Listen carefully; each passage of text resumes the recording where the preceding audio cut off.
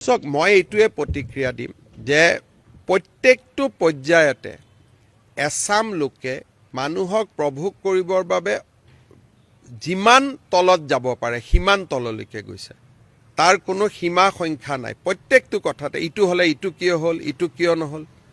ৰাতিপুৱা যদি আদালতেও আমাক অৰ্ডাৰ দিছে যে আপোনালোকে আন এখন জেলত ৰাখক, অমুকখনত কিয় লৈ গ'ল, তমুকখনত কিয় লৈ নগ'ল। যদি কোনোবাই যদি সুপ্ৰিম কোৰ্টত এখন পিটিশ্যনো দিছে, পিটিশ্যনখন গ্ৰহণ কৰা নাইয়ে সুপ্ৰিম কোৰ্টে, কেনেকৈ পিটিশ্যনখন দিব পালে। যিখন পোষ্টমৰ্টেম আমাৰ হাতত নাই তেনেকুৱা এখন পোষ্টমৰ্টেমো সংবাদ মাধ্যমত উলিয়াই দিলে। তাৰমানে এটা মহলে নিৰ্বাচনৰ পূৰ্বে অসমক অশান্ত কৰাৰ বাবে অহৰহ প্ৰচেষ্টা চলাই আহিছে। আৰু বাস্কাৰ ঘটনা তাৰে অংগ। সাধাৰণ মানুহে একো বুজি নাপায়। তেওঁলোকক যেতিয়া নেতৃত্বত থকা মানুহে প্ৰভোগ কৰা আৰম্ভ কৰে, উচতাব আৰম্ভ কৰে, স্বাভাৱিকভাৱে নিৰীহ মানুহ জুবিনক ভাল পায়, আৱেগিক হৈ আছে।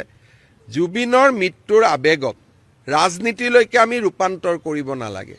যিটো কথা মই প্ৰথমৰ পৰাই কৈ আছোঁ যে জুবিনৰ মৃত্যুটো কাৰো বাবে ৰাজনৈতিক আশীৰ্বাদ হ'ব নোৱাৰে যে এতিয়া এইটো ঘটনা হ'ল আৰু এইটোকে হাতত ধৰি মই ইলেকশ্যন জিকি যাম।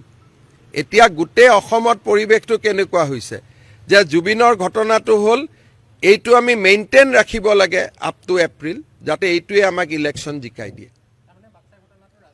ৰাজনৈতিক ৰাইজ ৰাজনীতি কৰা নাই, ৰাইজটো নিৰীহ, ৰাইজটো আৱেগিক। কিন্তু ৰাইজক যি ভুল তথ্য দি আছে, যিসকলৰ ব্ৰেইনত কামটো চলি আছে, তেওঁলোক ৰাজনৈতিক। কিন্তু বাস্কাৰ ঘটনাটো হ'ল অসমৰ মানুহৰ বুকুত লুকাই থকা জুবিনৰ প্ৰতি মৰম বা আৱেগৰ প্ৰতিফলন। কিন্তু যিখিনি মানুহে মিছা কথা উলিয়াই আছে, যিখিনি মানুহে অসত্য কথা উলিয়াই আছে, তেওঁলোকে জীৱনকালত কেতিয়াও জুবিনক ভাল পোৱা নাছিলে। মেক্সিমাম মানুহে ৰাজীৱ শদিয়াৰ ঘটনাটোৰ পিছত জুবিনক সমালোচনা কৰিছিলে।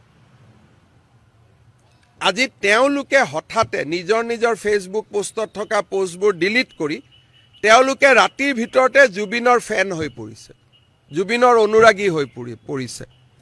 তেওঁলোকে কেতিয়াও, আপুনি মোক কওক, এটা বা দুটা মোক চিটুৱেশ্যন দেখাই দিয়ক যে কংগ্ৰেছ দলৰ সভাপতিয়ে জুবিনৰ কোনোবা এখন ফাংচন শুনা।